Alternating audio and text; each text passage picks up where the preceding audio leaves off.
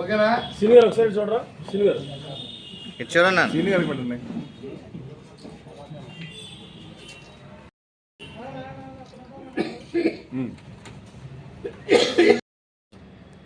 మంత్రివర్గ ప్రమాణ స్వీకారంలో నూజివీడు నియోజకవర్గం నుంచి గెలిచినటువంటి తెలుగుదేశం పార్టీ అభ్యర్థి కొలుసు పార్థసారథి గారికి మరి మంత్రివర్గంలో స్థానం కల్పించి నూజివీడు నియోజకవర్గానికి మరి పార్టీ స్థాపించిన 40 సంవత్సరాల్లో నూజివీడు నియోజకవర్గం నుంచి 5 సార్లు తెలుగుదేశం పార్టీ అభ్యర్థులు మరి తెలుగుదేశం పార్టీ తరఫున గెలవడం జరిగింది.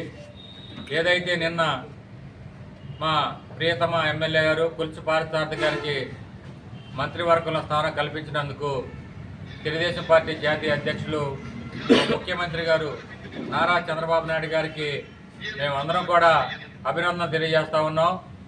ఏదైతే మరి కొలుసు పార్థసారథి గారికి ఎమ్మెల్యే సీట్ ఇచ్చేటప్పుడే ఫస్ట్ విడతలో సారథి గారికి పేరు అనౌన్స్ చేసి మరి ఆయన మంత్రి పదవి కూడా ఇస్తానని నారా చంద్రబాబు నాయుడు గారు హామీ ఇచ్చి మరి ఇక్కడ నూజివీడు నియోజకవర్గంలో వ్యవసాయం మీద ఆధారపడిన నియోజకవర్గం ఇక్కడ ఒక మంత్రి ఉంటే ఈ నూజివీడు నియోజకవర్గాన్ని అభివృద్ధి చేయాలని మరి ఆయన చెప్పి సారథి గారిని నూజివీడు పంపించడం జరిగింది.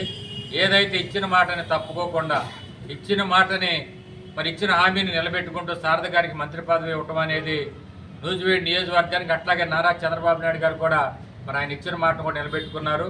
ఏదైతే మరి తెలుగుదేశం పార్టీని నమ్ముకుని గత 42 సంవత్సరాల నుంచి కూడా పార్టీని నమ్ముకున్నటువంటి కార్యకర్తలు నాయకులందరికీ అట్లాగే నూజివీడు వ్యవసాయం మీద ఆధారపడినటువంటి నూజివీడు నియోజకవర్గానికి కొలుసు పార్థసారథి గారు మంత్రిగా రావటం అనేది మా అందరూ అదృష్టంగా మేము భావిస్తూ ఉన్నాం.